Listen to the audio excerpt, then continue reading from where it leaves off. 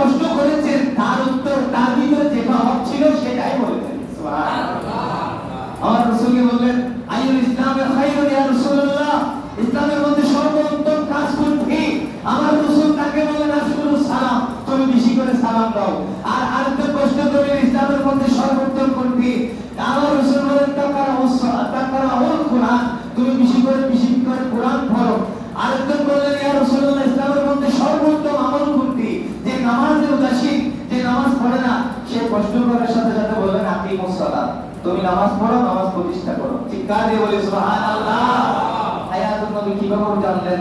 সেই এই কাজের মধ্যে মনোযোগী, এই আমলের মধ্যে মনোযোগী। হাদিস শরীফ দ্বারা সম্মত, আপনারা সকলে আমার কাছে নোট আছে, প্রশ্নকারী প্রশ্নের উত্তর, আমার নবী প্রশ্নকারীকে প্রশ্নের উত্তর হুবহু তার কাছে যেটা আমল আছে সেটাই বুঝিয়ে দিলেন। সুবহানাল্লাহ। এটা চাইতে এরিমে গায়ে পানি করতে পারে বাবা। তো বললেন, আরেকজন বললেন ইয়া রাসূলুল্লাহ, ইসলামের মধ্যে কোন জিনিসটি সর্বোত্তম? তখন ওনাকে বললেন বেশি করে দাতা। সহিহ হাবিবুল্লাহ, তুমি কফিলতি ছেড়ে দিবা, সহিহ হবা, সামর্থ্য অনুযায়ী দান খয়রাত করবা। সুবহানাল্লাহ। তাহলে যার যেটা অভাব সেটা হাদিস শরীফ দ্বারা জবাব দিয়েছেন হায়াতুন নবী। আল্লাহ পাক আমাদেরকে বোঝার জন্য তৌফিক দান করুক, সবাই বলি আমিন। এই হাদিসের বাকি অংশ হচ্ছে ওয়াসিল আরহাম, যারা দুর্বল তাদের উপর দয়া দেখাও। তাদের উপর কি দেখাও? দয়া দেখাও। যারা দুর্বল অসহায় তাদের উপর নম্র হও, ভদ্র হও, ধমক দিও না, ঝাঁকি দিও না।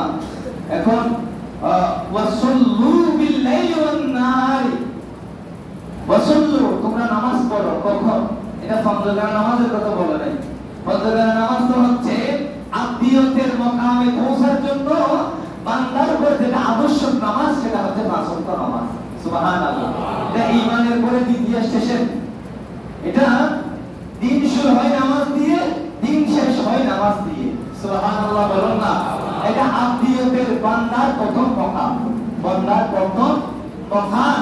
সেটার জন্য এই বান্দার প্রথম মকাম হচ্ছে নামাজ। দিন দিয়ে শুরু, নামাজ দিয়ে দিন শুরু, নামাজ দিয়ে দিন শেষ, রাত শেষ। নামাজ দিয়ে কি শেষ? রাত শেষ। সেজন্য ওয়াসাল্লু বিল লাইলি ওয়ান নাসু নিয়ামুন, ওয়ান নাসু নিয়ামুন। আমার রাসূল এই নামাজের কথা বলেছেন, তাহাজ্জুদের নামাজের কথা। বাড়তি যারা নামাজ পড়ে তাদের এই নামাজের কথা বলেছেন। ওয়াসাল্লু বিল লাইলি ওয়ান নাসু নিয়ামুন, মানুষ যখন ঘুমায় গভীর রাতে তখন তোমরা নামাজে দাঁড়িয়ে যাও। এটার জন্য কি হবে? তাদখুলুল জান্নাতা বিসসালাম, তোমরা আল্লাহর জান্নাতে শান্তিতে প্রবেশ করতে পারবা। এই আয়াতের আলোকে আল্লাহ যে আমাদেরকে জান্নাত দিবেন বলেছেন, জান্নাতের মধ্যে একটা সালাম দিবেন বলেছেন, সেই জান্নাতের এই হাদিস অনুযায়ী চারটা আমল। কয়টা আমল? এই হাদিস শরীফ অনুযায়ী কয়টা আমল?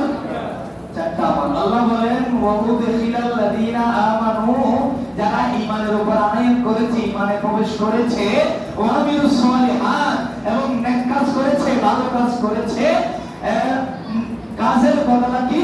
জান্নাতিন তাজরি মিন তাহতিহাল আনহার, আল্লাহ তাদেরকে ওই জান্নাতে প্রবেশ করবেন যে জান্নাতের তলদেশে নাহার প্রবাহিত।